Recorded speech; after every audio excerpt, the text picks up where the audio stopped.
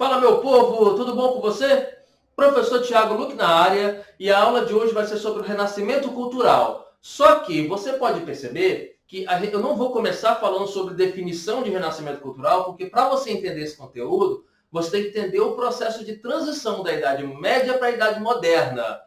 Lembra que em termos de matéria a ser estudada, de conteúdo a ser estudado, o renascimento cultural, ele é o primeiro conteúdo que inaugura a Idade Moderna. Então é muito importante a gente saber disso, ter essa consciência, beleza? Vamos lá, galera. Renascimento cultural, Idade Moderna e Renascimento cultural. Quais são os fatores do fim do feudalismo? Você tem que lembrar o seguinte, houve a partir do século X um aumento demográfico, um aumento da população na Europa em decorrência do fim daquelas violências, dos bárbaros e tudo mais. Esse aumento demográfico ele veio acompanhado com o aumento da produção de alimentos, né? Você tem que se lembrar, nesse caso, a charrua, a coalheira, aquela treta de rotação trienal de culturas, e ainda por cima, o retorno das atividades comerciais. Por que há esse retorno das atividades comerciais? Porque o aumento da produção de alimentos vai gerar, em alguns casos, excesso, ou seja, o excedente da produção passa a ser trocado em outros lugares que há escassez de algum determinado produto. Essa troca em natura de produtos é justamente o renascimento do comércio e, portanto, o renascimento urbano também. Porque daqui, dessas feiras comerciais, que voltam a surgir as cidades no final do feudalismo. Bom, esses fatores de fim do feudalismo, eles estão entre o século X e XIV. Porque entre os séculos XIV e XV rola o quê? Rola as crises que você já estudou no vídeo passado. Você teve a crise na agricultura, devido ao aumento populacional, devido à migração do camponês para as cidades, devido a mudanças climáticas, vai gerar uma fome muito grave na Europa. Surgem várias doenças, entre elas a peste negra, também trabalhada com exaustão, e também as guerras e as revoltas populares. As guerras, nós citamos aí a Guerra dos 100 Anos, as Cruzadas, nós podemos citar como revoltas a Jaqueries, que acontece na França, que são os camponeses insatisfeitos com os senhores feudais e vão provocar várias revoltas ali nesse período chamado de crise do século XIV. Isso fica entre o século XIV e o século XV. Tranquilidade? Bom, é dessa forma que nós temos, então, o início da Idade Moderna. Oficialmente, galera, é a queda de Constantinopla em 1453, que foi o marco definido pelos historiadores para o início da Idade Moderna, principalmente na Europa. Óbvio que essa história, trabalhada em linha do tempo, ela é uma história eurocêntrica, você já sabe disso. A passagem do pensamento medieval para o pensamento moderno não ocorreu de um dia para a noite. Acordou, que chato, acabou o feudalismo, vamos para a Idade Moderna. Não foi bem assim que aconteceu. Esse negócio aconteceu ao longo de um processo, de um período que demorou, inclusive, séculos, né? Entre os séculos, por exemplo, entre os séculos XV e XVIII, ocorreram mudanças culturais, políticas, econômicas, religiosas, intelectuais, tanto no continente europeu, tanto no resto do planeta Terra. Começa no continente europeu esse processo aqui de mudança de mindset, né, já que está na moda o termo coach da parada, a mudança de mindset da população, pensamento, acontece aí entre o século XV até o século XVIII. O século XVIII, inclusive, ela acaba culminando com o iluminismo. Já tem aula gravada sobre isso já, né? Entre as mudanças que caracterizaram a Idade Moderna estão a valorização do indivíduo, a retomada da cultura clássica greco-romana, falarei disso lá na frente, o rompimento com a unidade da Igreja Católica, a crença no pensamento científico, a centralização do poder do rei, ou seja, o absolutismo, as expansões marítimas e comerciais, as conquistas de novas terras coloniais, as descobertas marítimas e coloniais. Ou seja, todo esse processo são as mudanças que vão iniciar com o fim do feudalismo e vão caracterizar, obviamente, a Idade Moderna, e é esse aí o conteúdo que a gente vai dar sequência agora, que a gente vai iniciar justamente com o Renascimento Cultural. Beleza, meu povo? Podemos seguir? Está muito rápido? Qualquer coisa você vai dar pause aí, vai dando uns pause aí, me manda repetir que eu repito aí no seu vídeo e vai fazendo as suas anotações necessárias, tá bom? Seguindo aí, galera, Começamos aí com a grande vedete da Idade Moderna, que é o humanismo, né? O pensamento humanista. De modo geral, galera, a gente tem que entender o seguinte: o que é o humanismo? É o rompimento com o teocentrismo. Cara, você não pode esquecer dessa treta. De um lado, você tem o teocentrismo. Teu vem de Deus, centrismo, homem. Larga de ser maluco, rapaz. Teocentrismo é Deus no centro. Centrismo, centro. O teocentrismo são os valores culturais da Idade Média, os valores culturais dominados pela Igreja Católica. Contra esses valores, do outro lado, você tem o antropocentrismo. Antropo vem de homem, então é o homem no centro, é a valorização do ser humano como centro. Então vai rolar esse fight entre teocentrismo e antropocentrismo. E justamente essa troca de valores é o que é chamado de humanismo. É a defesa do livre pensamento, que os valores medievais cristãos católicos não permitiam o livre pensamento, condenava ao inferno o pensamento pecaminoso, né? A valorização do ser humano é o humanismo de modo geral e a retomada dos valores da antiguidade clássica. Quando eu falar para você de valores clássicos ou antiguidade clássica, você vai pensar justamente na antiguidade greco-romana. Quando eu me referir à cultura greco-romana, eu estarei falando de cultura clássica. A palavra clássica, você já sabe, clássico é aquilo que serve de modelo, de inspiração para o que vem depois. O que é clássico é aquilo que serve de padrão, de parâmetro, tá ok? Então, a cultura greco-romana é a cultura clássica. Aí você me diz, nossa, professor, mas por que a cultura greco-romana é a cultura clássica? Mano, vai ver desenho, vai ver Percy Jackson, vai ver Cavaleiro Zodíaco. O que são os deuses? Você já viu um deus grego? Aqui um deus grego.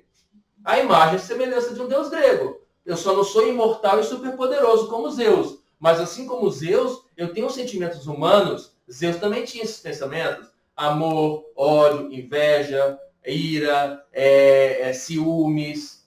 Então, são os deuses greco-romanos, eles são deuses essencialmente humanistas. Ok? Por isso que a cultura clássica é a cultura greco-romana, é a cultura humanista.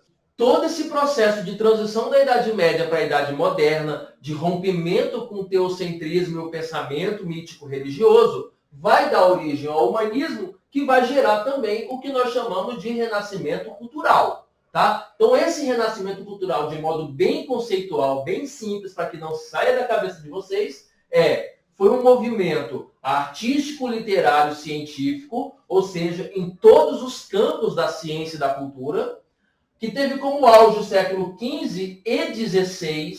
Ah, professor, mas tem pensadores e pintores renascentistas do século XIV, do século XIII. Joinha. Só que nós temos o auge desse movimento no século XV e XVI. Então não se esqueça disso. E buscava o resgate aos valores clássicos, aqueles valores clássicos greco-romanos. Sacou, né? Falarei desses valores mais aqui na frente. Então, esse movimento todo, esse movimento artístico, literário e científico, ele vai ser patrocinado, ele vai ser financiado por grupos ou pessoas chamadas de mecenas. De outras palavras, o termo mecenas é um termo muito importante para você saber, tá? São basicamente protetores ou patrocinadores dos artistas e cientistas. É o povo que vai dar financiamento para esse processo acontecer. Só que você não pode esquecer que existem 3 classes de mecenas, 3 grupos de mecenas. O primeiro grupo de mecena é chamado mecenato civil, que, de modo geral, é a burguesia. São os burgueses que tinham interesse em retomar os valores humanistas para diminuir a influência da Igreja Católica, que nunca aceitou a ascensão social da classe burguesa. O segundo grupo de mecenas é o mecenato cortesão. Os cortesões, na verdade, os cortesãos são, na verdade, a nobreza. Os nobres que querem mostrar o seu esplendor, o seu poder ou a sua importância e também vão financiar artistas para que eles façam esse tipo de coisa. E o terceiro tipo de mecenas é o próprio mecenato eclesiástico, porque a própria Igreja Católica vai perceber que não vence esse movimento e vai começar a patrocinar esses artistas também para conseguir 2 coisas. Ou mostrar o poder e a influência da Igreja Católica, ou controlar o próprio movimento renascentista. Então, você tem mecenato civil, cortesão e eclesiástico, cada um com o seu objetivo próprio. O pioneirismo italiano, galera. Olha só, o movimento do Renascimento ele tem os seus primeiros registros na Itália, na Península Itálica, principalmente nas cidades de Veneza, Florença, Milão, Gênova, ou seja, são as cidades italianas que vão registrar o primeiro movimento renascentista. E por que a Itália é pioneira no Renascimento? Por 3 fatores principais. Primeiro, é na Itália que encontra-se a burguesia mais poderosa da Europa e do mundo. Ah, professor, mas é mágica? A burguesia italiana ela era mais importante e mais poderosa porque ela era mais bonitinha? Não, galera. Aí você vai ter que lembrar das cruzadas. Lembra, durante as cruzadas, que cristãos lutaram contra muçulmanos pela posse da Terra Santa e pela expulsão deles da Europa? As cruzadas de reconquista? Pois bem, foi durante a Quarta Cruzada, de 1202 e 1203, que os burgueses italianos se propuseram a financiar essa expedição militar para lutar contra os árabes. Mas, na verdade, não foi isso que eles fizeram.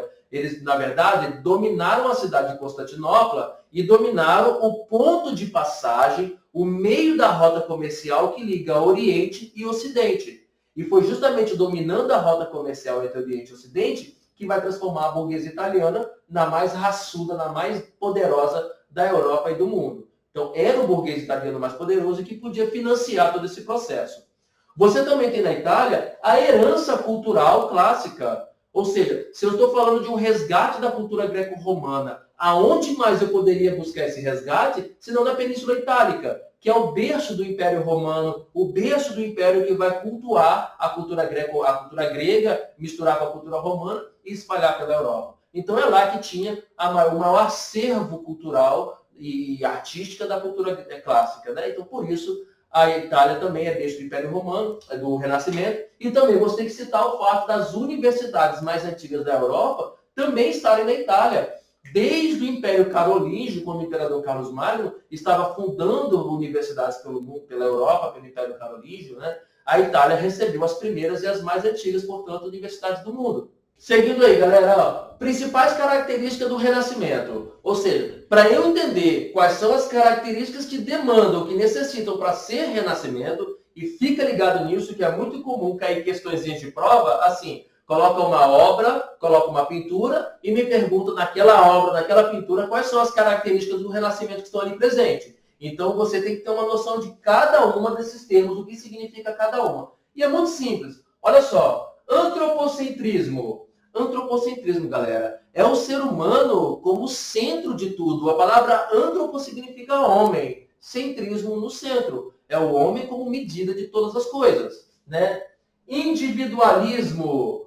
O individualismo vem a ideia de que cada ser humano é único, física e intelectualmente, com razão, pensamento e julgamentos próprios. Isso é um pensamento, um padrão cultural bem burguês, que busca justamente a valorização do indivíduo enquanto necessidades próprias, quase que um egoísmo, tipo, eu preciso consumir, eu preciso ter, eu preciso ser para mim, e não necessariamente para a coletividade, né?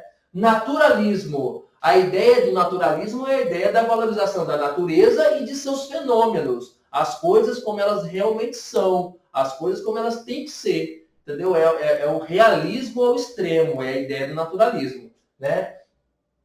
Classicismo, já falei anteriormente, é a valorização da cultura clássica, é a busca do resgate clássico, ou seja, a cultura greco-romana. Anticlericalismo é a ideia de que nós estamos contra justamente os valores do feudalismo, os valores da Idade Média, os valores do teocentrismo medieval, que a Igreja Católica dominava. Por isso nós temos aí uma ideia anticlericalista também.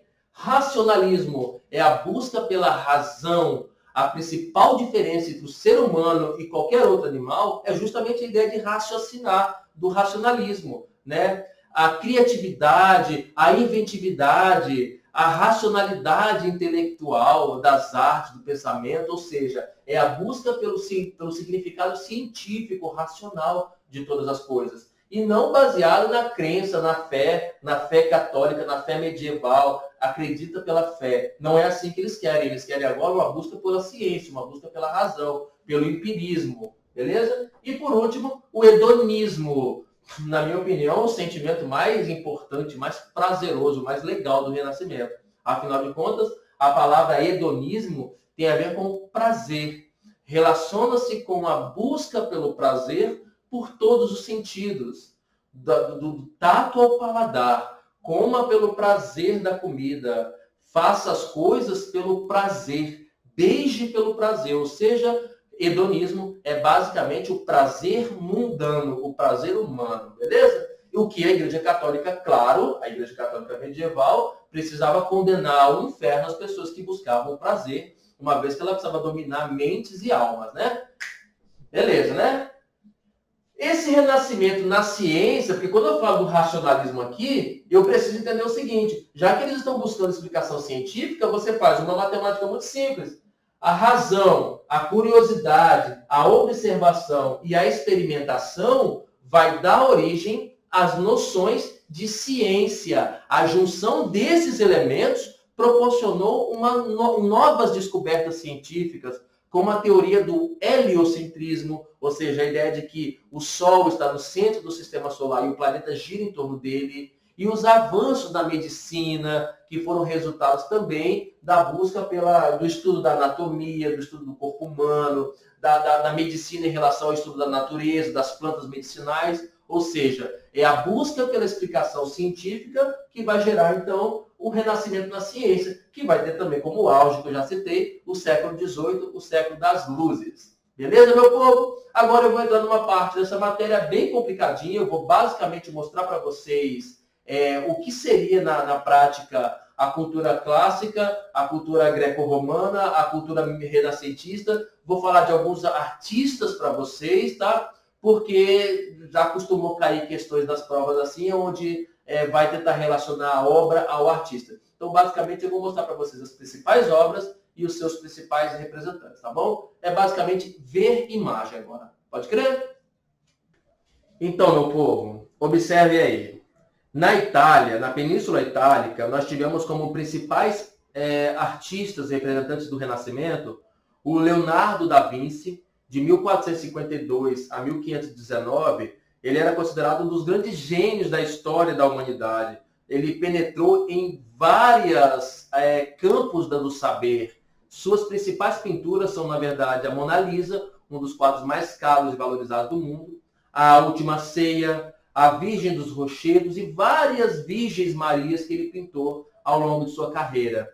Na ciência, ele se destaca por estudo da anatomia humana, o estudo das proporções do corpo, dos aparelhos internos dos seres humanos. Na engenharia, ele também se destacou por vários inventos, como máquinas de voar, bicicleta, armas de guerra de modo geral, como o obus, o tanque de guerra, a besta, enfim, várias invenções no campo da engenharia que Leonardo da Vinci também desenvolveu.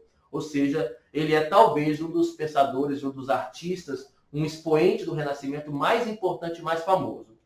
Depois nós também tivemos o Michelangelo Buonarroti, de 1475 a 1564. Ele foi um artista extremamente talentoso. Além de pintor, foi um escultor e arquiteto. Como pintor, ele produziu vários afrescos, pinturas nas paredes, nos tetos da Capela Sistina, que está lá no Vaticano até hoje, como a criação do homem, a expulsão do paraíso e quase a Bíblia inteira pintada lá em cima. Ele esculpiu obras como o Moisés, Pietà e Davi. E como arquiteto, ele foi o projetista da grande, gigantesca Basílica de São Pedro, que é justamente a sede da Igreja Católica que está lá em Roma. Né? Um dos pintores que eu mais gosto, que eu mais admiro no Renascimento, é o Sandro Botticelli. De 1445 a 1510, esse cara fez várias pinturas importantes para o Renascimento, como o Nascimento de Vênus, como você pode observar, é muito humanista, fala sobre o nascimento da deusa do amor e da beleza, né? Esse quadro ele é maravilhoso e tem uma história maravilhosa também. A Alegoria da Primavera, uma obra que se caracteriza pela beleza e elegância e sensualidade. E também, claro, essas duas pinturas estão aí no campo da cultura greco-romana, já que elas valorizam as mitologias gregas. E você também tem o Nascimento do Menino Jesus, que também foi pintado por Sandro Botticelli, e traz aí uma pintura mais focada na história da Igreja Católica. Porém, você pode observar nos cantos das pinturas, de um lado, um autorretrato do próprio pintor e do outro, o retrato do Lorenzo de Médici, o burguês que encomendou esse quadro a esse pintor, né? Rafael Sanzio, de 1438 a 1520, ele foi um grande mestre da pintura. Fez diversas obras de artes no Vaticano, diversas Virgens Marias, fez altos retratos, pintou o próprio Jesus Cristo, ou seja, ele fez um grande acervo de pintura. A Virgem Maria e o Menino Jesus são os seus principais quadros, né? Na ciência, nós podemos citar, ainda italiana, nós podemos citar Nicolau Copérnico, que entre 1475 e 1543 propôs em seu livro da Revolução das Estrelas Celestes que o Sol era o centro do nosso sistema planetário e não a Terra, como acreditava até então a Igreja, né? Teve o monge Giordano Bruno, um monge da Igreja Católica, entre 1548 e 1600, que defendia que o universo era infinito. As suas ideias causaram, no caso, um escândalo, né? Principalmente na Igreja Católica, e por isso ele foi condenado a morrer na fogueira no Tribunal da Santa Inquisição. Galileu Galilei, entre 1564 e 1662, desenvolveu, na verdade, o telescópio para suas observações astronômicas e confirmou as teorias de Copérnico e de Giordano Bruno. E para não ser condenado à fogueira, como foi Giordano Bruno, Galileu negou as suas afirmações sobre tortura, né? Fora da Itália, eu poderia citar na França, por exemplo, François Rabelais, de 1494 e 1553, suas obras Gargantua e Pantagruel, criticou satiricamente e veementemente a Igreja Católica. Michael de Montaigne, de 1533 e 1592, publicou os Ensaios, em que pregava uma maior tolerância entre os homens, principalmente no que diz respeito à religião. Na Inglaterra, nós temos Thomas More, um importante escritor. Sua obra Utopia planejou um novo tipo de organização política, uma sociedade utópica onde não haveria exploração nem política nem religiosa. O estado ideal deveria ser um estado harmônico, aquilo que nós vamos chamar um dia de socialismo utópico. Ainda na Inglaterra, nós temos o meu escritor preferido, talvez um dos maiores clássicos do Renascimento, o escritor, o teatrista, né, o teatrólogo William Shakespeare, que viveu entre 1564 e 1616. Grande dramaturgo, que produziu diversas obras-primas teatrais. Podemos destacar entre elas Ricardo III, Antônio e Cleópatra, Sonho de uma Noite de Verão, O Mercador de Veneza, Romeu e Julieta, Macbeth e Hamlet. São as principais obras e textos maravilhosos, peças maravilhosas que deveriam ser conhecidas por todas as pessoas. Na Holanda, ou seja, nos Países Baixos, nós podemos destacar Bosch, né, com seu quadro O Jardim das Delícias, e Van Eyck. Os irmãos Hubert e Van Eyck, inclusive, destacaram-se pela invenção das técnicas da pintura a óleo. Seus quadros eram feitos com pintura a óleo, inclusive vai revolucionar também a produção artística após esse período, né, após eles. Na Espanha, nós podemos citar Miguel de Cervantes, entre 1547 e 1616. Ele é o autor de um dos livros mais tchutchucos, mais fofos, mais maravilhosos que você deveria ler, chamado Don Quixote. Nesse livro, ele faz uma sátira aos ideais da cavalaria medieval e à Igreja Católica, sem contar que é um romance maravilhoso. Não morra sem conhecer essa história. Fica a dica. Em Portugal, nós temos o principal nome do Renascimento, um cara chamado Luís Vaz de Camões, que viveu entre 1524 e 1580. Foi poeta, contou em sua obra-prima, Os Lusíadas, a história de Portugal. Camões é considerado revolucionário nas técnicas de escrever poesia. Vai falar justamente da formação de Portugal enquanto nação e do crescimento do Império Português nas grandes navegações, dedicando as conquistas portuguesas à coragem do ser humano e não às façanhas, às permissões divinas. É isso aí, meu povo. Nós estamos chegando no final dessa videoaula, que você viu os principais tópicos, as principais coisas que você não pode deixar de saber sobre o renascimento cultural, sobre o início da Idade Moderna e o renascimento cultural. É claro que esse processo de renascimento, ou seja, esse processo de início da Idade Moderna, vai ter muita treta ainda, como reformas protestantes, absolutismo, grandes navegações. Tudo isso nós vamos ver nas próximas aulas. Fiquem com Deus e estudem para bombar naquela prova.